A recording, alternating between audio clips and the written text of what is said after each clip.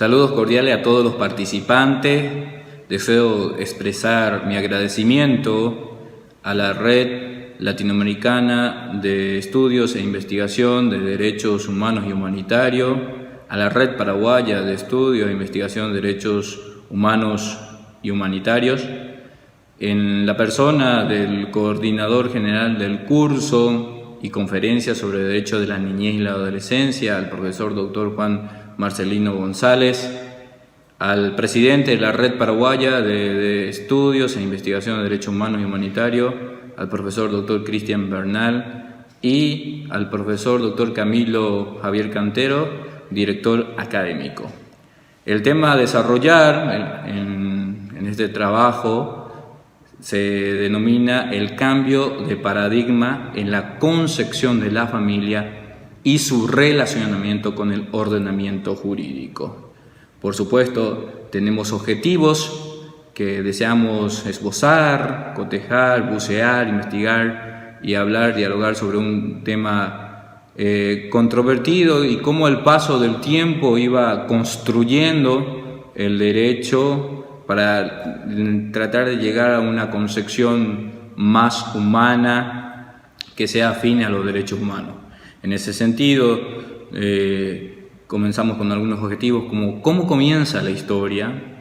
El segundo objetivo, conocer el proceso histórico del desarrollo de la familia. El tercero es la estructura del poder que funciona a partir del poder punitivo, y otro, la vigencia de las normas y sus cambios paradigmáticos.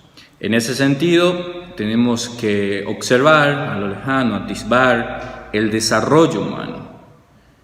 Vemos que la humanidad empezó a caminar durante miles de años sin conocer el poder del control. Solo aparecen momentos históricos y luego se desvanecen. Sin embargo, en definitiva, empieza a quedarse a partir del siglo XII y XIII europeos. Este poder punitivo, este poder de control, empieza a surgir con mucha fuerza en esa época, pero para ir aproximándonos a todos estos objetivos que hemos señalado, vemos cómo el pueblo, por ejemplo, germano, que lesionaba a otro en sus derechos, el agresor se recluía en el templo para evitar la venganza. Y allí se encontraba hasta solucionar las diferencias. Para ello, los jefes de sus respectivos clanes arreglaban las reparaciones que el clan lesionante debía al lesionado. Esto era un método utilizado en la antigüedad para resolver los conflictos.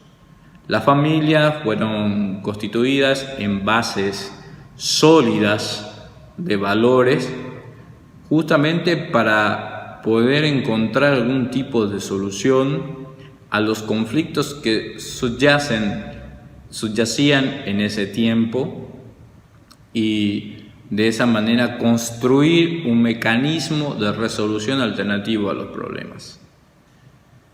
Empero, luego miramos la evolución histórica. Surge que la mirada se centra en que el hombre fue construido por el sexo fuerte y la mujer por el sexo débil. Esta mirada histórica nace desde el primer momento, incluso si uno recurre a libros muy antiguos, se van señalando que el hombre él debía ser el líder, el hombre debía ser el que dirigía, el hombre debía ser el pater familia con un liderazgo fuerte dentro de ella. La mujer debía constituir de alguna u otra manera el sexo débil y señalarla de esa manera como una parte del sentimiento más débil. Los niños debían ser los que de alguna u otra manera recepcionaban esas órdenes de que el hombre es el sexo fuerte y la mujer es el sexo débil. Para explicar este fenómeno ocurrido y que acontece dentro de la humanidad y de la historia misma, recurrimos a un filósofo con apellido Hegel en su obra magna que se llama Fenomenología del Espíritu, donde justamente se hace la pregunta de cómo empieza la historia, cómo comienza la cultura. Así vemos en la diapositiva número 3, la historia comienza cuando se enfrentan dos deseos, sostiene Hegel, dos conciencias deseadas, y en ese sentido hace una distinción, o sea, si distinguimos al hombre del animal, sostiene, vemos que los animales lo que desean son cosas naturales, son cosas como para sustentarse, para abastecerse, o los elementos primarios de la alimentación. Sin embargo, sostiene Hegel, que el hombre lo que desea el hombre es que el otro hombre le reconozca como su ser superior, que se lo someta, que manifieste que el otro ser es superior a él. Decía que la conciencia es deseo. Esto inexorablemente lleva a decir que ambos saben que están emprendiendo una lucha frontal. Por ello, el derrotero a seguir es que uno de ellos, el que tiene mayor miedo a perder su vida, relega su conciencia de ser un hombre superior que el otro, y con él nace lo que se denomina el esclavo. El otro, que no tiene miedo a perder su vida, con tal de lograr el reconocimiento, se convierte en amo. El hombre que no tiene miedo a perder su vida, ese es justamente el que se convierte en amo. Si uno mira la historia, ve que estas relaciones siempre de amo y esclavo justamente subyace en todos los libros históricos que vamos leyendo. Y Hegel justamente en la parte filosófica se caracteriza justamente por ser un filósofo que toma el punto de partida o punto de vista a partir de la historia y lo va construyendo de esa manera. Si pasamos a la diapositiva número 4, elabora algo que se denomina la dialéctica del amo y esclavo. Y lo mencionado surge que el amo, al ver que el otro ser le reconoce como su superior, se arroja a los solaz, a la pasividad. Sin embargo, aquel esclavo que justamente no quiere perder su vida, debe trabajar sobre la materia, por la materia y para la materia.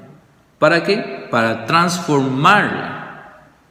Y con su trabajo comienza a construir. ¿Qué es lo que construye? Construye cultura, construye historia. Por supuesto, es el trabajo del hombre que ejerce sobre la materia, sobre la naturaleza, sobre la cultura, lo que va construyendo todo lo que es la humanidad. Y este fenómeno que acabo de mencionar es justamente, viene desde la antigüedad. Los hombres, prácticamente sin la participación de las mujeres, de los niños y ancianos, tomaban todas las decisiones políticas, culturales, económicas, sociales, religiosas, creando de esta manera, creyendo ser en el hombre superior, creado por el poder punitivo, un sistema de desigualdad tremenda, como se puede observar en todos los libros de historia. En muchos pasajes escritos solamente podemos ver que esas literaturas que llegan a nuestro tiempo, que tienen antigua data, vemos que prácticamente son los vencedores los que los escriben y casi nunca por los vencidos, constituyendo un dislate en la observación, ya que solamente se cuenta la voracidad y la victoria del vencedor. En este punto es bueno indicar que estos momentos tuvo por supuesto momentos de cambios históricos, o mejor dicho, transformando culturas o la materia, donde se diferencian de las tres partes de la obra de Hegel: la afirmación, la negación y la negación de la negación, produciéndose lo que se llama dialéctica del amo y del esclavo. Esta construcción de la afirmación es que justamente debe existir un hombre que considere que ese hombre es superior al otro y que el otro lo reconozca. La negación consiste justamente en que el esclavo reconozca, tienda a tener temor a perder la vida y por ende reconoce a otro ser superior. Y la negación de la negación es que, habiendo el amo sometiéndose a la ociosidad, a la relajación, el esclavo se convierte en una persona que construye la materia, que trabaja con ella y que sabe cuál es su producto, y entonces se vuelve prácticamente justamente en amo de lo que conoce, de lo que sabe y de su conocimiento, y va construyendo cultura, va construyendo historias. De estas premisas nace esta construcción social de que el mundo está dividido prácticamente en dos: en aquellos quienes se creen ser superiores o superhombres, como en un momento dado Friedrich Nietzsche hablaba en sus libros, partiendo de la premisa de que esos seres que se creen o son superhombres son los que pueden dominar el mundo o pueden construir algo mejor dentro del mundo. Sin embargo, vemos que hay otro tipo de filosofía, como el materialismo ideológico, que fomentó que justamente a partir de la construcción de la clase de esclavo o del proletariado, se van construyendo las culturas fundamentales, y son los que tienen el conocimiento de esa cultura. Eso hace o permite que de alguna u otra manera se aproxime a una concepción en la cual se revele o se produzcan revoluciones del esclavo para llegar y tomar el poder. Y esto se observa en las relaciones sociales. En la familia muchas veces se observa que el patriarcado tiene un poder enorme en nuestras decisiones culturales, políticas, religiosas, y se parte de la premisa de que los hombres y las mujeres no son iguales. Por eso con anterioridad se disminuían, como vamos a ver, sus derechos, y iban creciendo, naciendo como si fuese algo natural dentro del proceso histórico.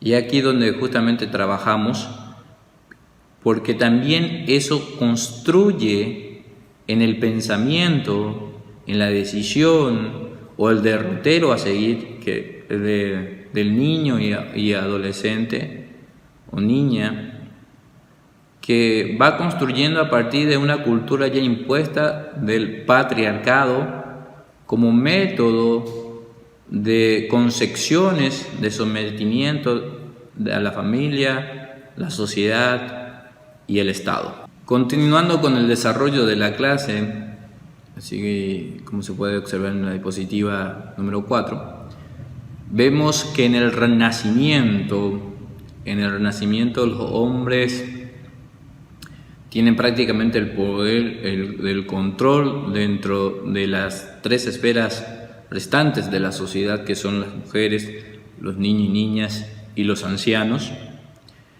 porque la política, los debates ideológicos solamente podían surgir o tener una cumbre elevada de pensamientos cuando provenían de los hombres. Sin embargo, también se observa que las mujeres y los niños no podían tomar decisiones familiares, votar ni estudiar. Estas circunstancias jurídicas que hoy tenemos en esa época eran cercenadas, constituían cortapisas para elevar el pensamiento de esa clase de hectáreas de población donde no podían votar ni estudiar. De esa manera iban construyendo en el Renacimiento la subjetividad de toda la construcción del ser hombre, del patriarcado que reinaba, prácticamente imperaba.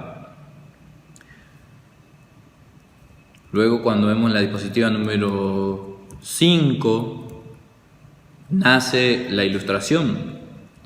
La Ilustración es un movimiento intelectual que se basó en la igualdad social de las personas. Todos los hombres somos iguales, independientemente de la clase social. Producto de este pensamiento lleva justamente a la Revolución Francesa en 1789, la Declaración de los Derechos del Hombre y del Ciudadano.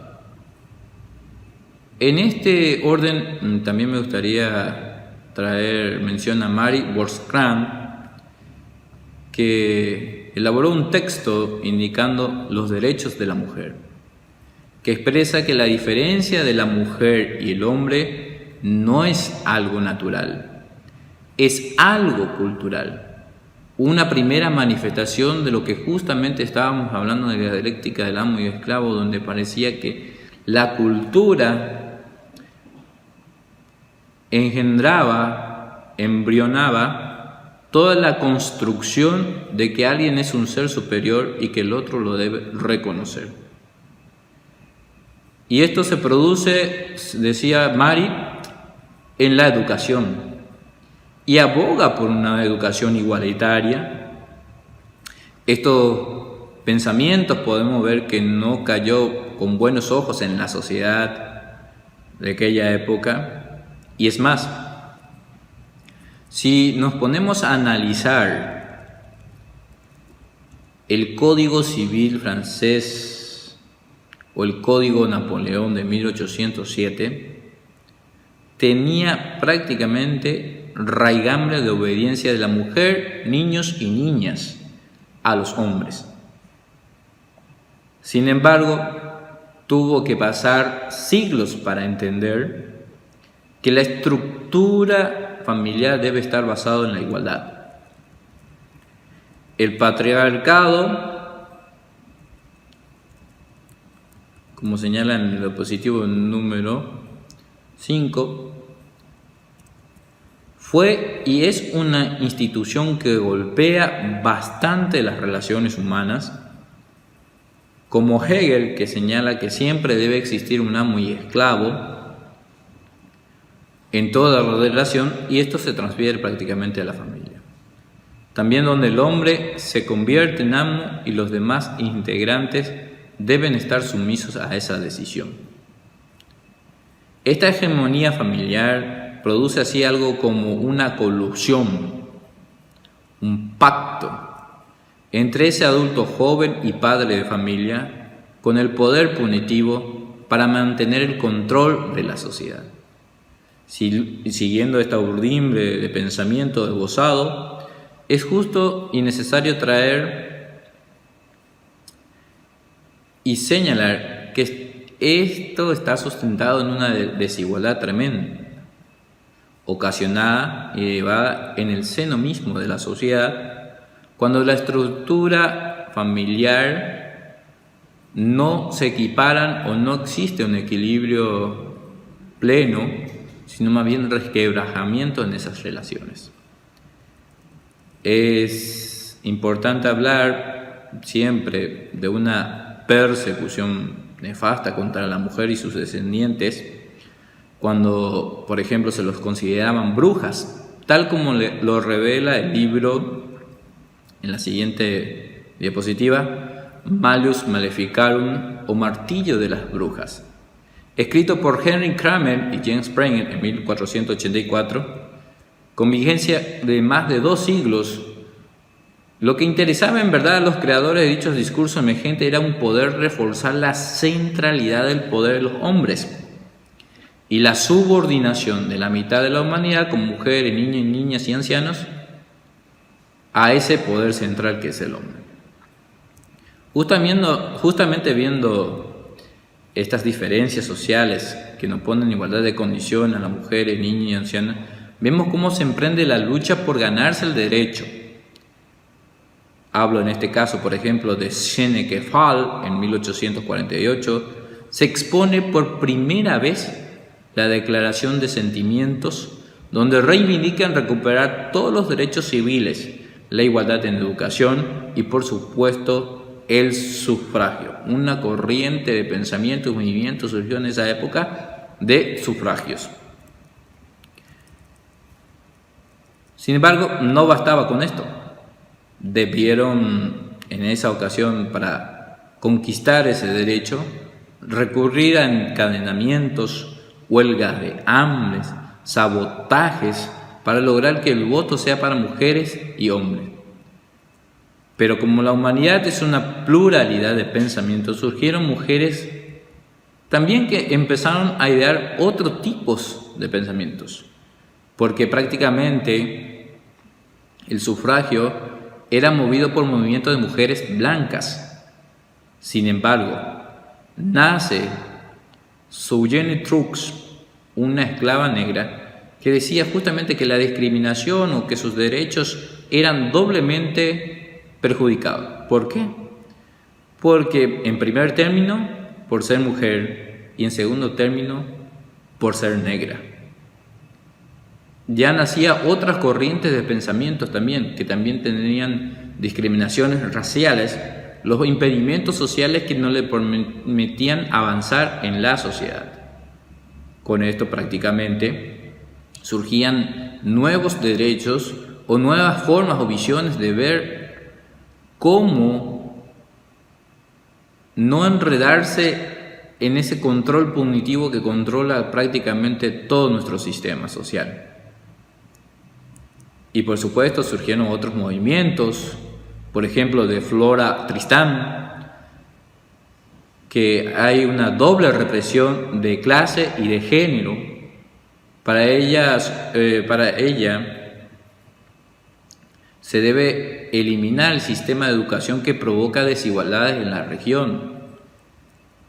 Siguiendo este esquema, por ejemplo, podemos citar a Simone de Beauvoir con su libro Segundo Sexo, el libro más completo de la condición de la mujer, con la frase famosa: no se nace mujer, se llega a serlo. Es la expresión de cómo la cultura transforma y permite la sumisión de la mujer en las actividades que también pueden trabajar la mujer, como la economía laboral, la política, pero que en esas épocas existían obstáculos que no hacen posible esa realidad. Una mirada crítica y constructivista en los años 1949 con Simone de Beauvoir, que permite una transformación de valores a la que la sociedad debía de mirar. Por eso es que era necesario ir creando una igualdad, no solamente que sea una desigualdad natural, sino una igualdad cultural, para que las familias y así los niños y niñas puedan ir creciendo sobre esa base y eliminar las discriminaciones constantes o bullying, como actualmente se lo denomina.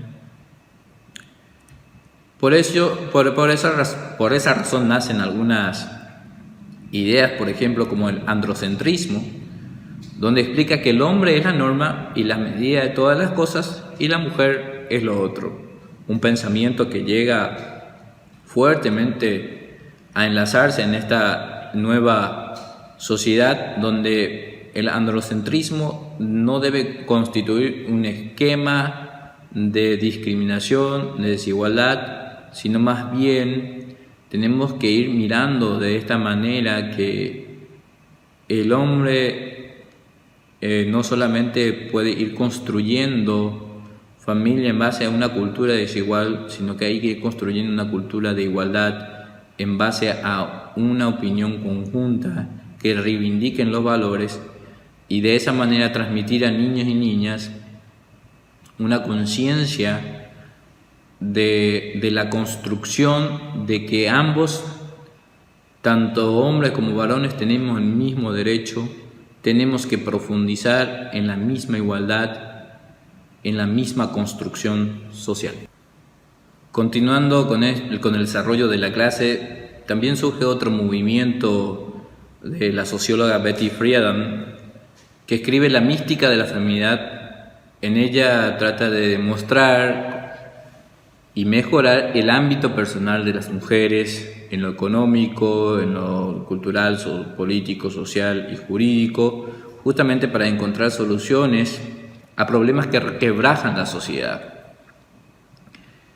Y en ese sentido podemos observar que la sociedad iba avanzando paulatinamente para ir cediendo espacios de poder, espacios de desarrollo humano, no solamente para el hombre, para la mujer, sino también a niños y niñas, porque es la manera justamente de ir ganando a la vulnerabilidad de la pobreza, de la ignorancia, de la falta de crecimiento, porque no se logra solamente con construir ideas, sino también derechos que ayuden a fomentar el crecimiento social. Si bien en una cultura latinoamericana, donde varios niños y niñas sufren de una alta densidad de desnutrición, de la falta de una educación adecuada, de la falta de mecanismos de control, es necesario ir creando instituciones para construir una cultura de igualdad, una cultura de igualdad. El poder punitivo siempre estuvo ahí. Estuvo para controlar la sociedad, para cercenar sus derechos, para justamente sacarle de alguna u otra manera privilegios y forzar un capitalismo duro, un capitalismo voraz, devorador, sin importar el derecho de los demás, construyendo una hegemonía de poder social, como considerando una clase alta, una clase baja, una clase media. Pero en esa teoría, como muchas veces se denomina la teoría del ser de la clase media, es la que tiene que ir construyendo con la teoría de la clase baja una construcción social más igualitaria. No podemos seguir con una desigualdad donde los niños no tengan acceso a la educación, no tengan acceso a la salud, no tengan acceso a una muy buena alimentación. Esos mecanismos debemos ir sacando, derrochando, y una herramienta muy buena para seguir creyendo es justamente construir un derecho más pleno, más justo, porque si dejamos simplemente a esa mano invisible del mercado, y como miramos en el proceso histórico, lo único que ha hecho es conceder derechos a los más fuertes y sacar privilegios a los más débiles de la sociedad, en todas las esferas estructurales de la sociedad. Pero aún así, podemos ver algunas observaciones positivas en la diapositiva de la construcción jurídica, por ejemplo. La diapositiva, la construcción jurídica.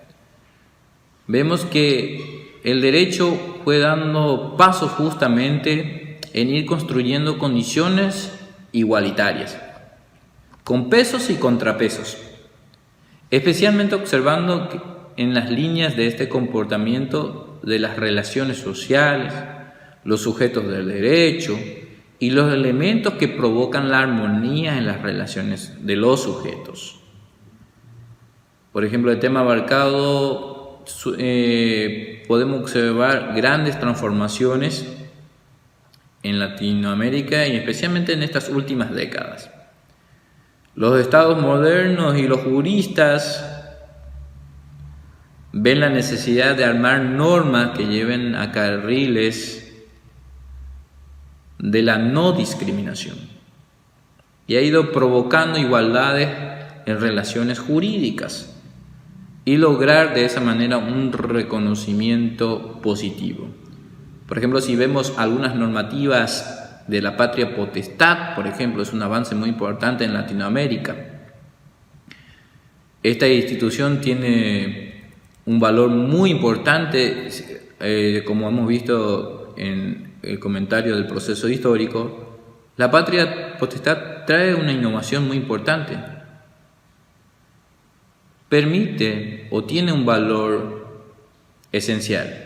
Logra acercar más a la mujer en el ejercicio de sus derechos plenos en igualdad de condiciones con el padre. Esto en el Código Napoleón o en códigos anteriores de otrora no era posible. La única patria potestad, el poder absoluto, por ejemplo, lo tenía solamente el padre. También, ¿qué permitió esta institución?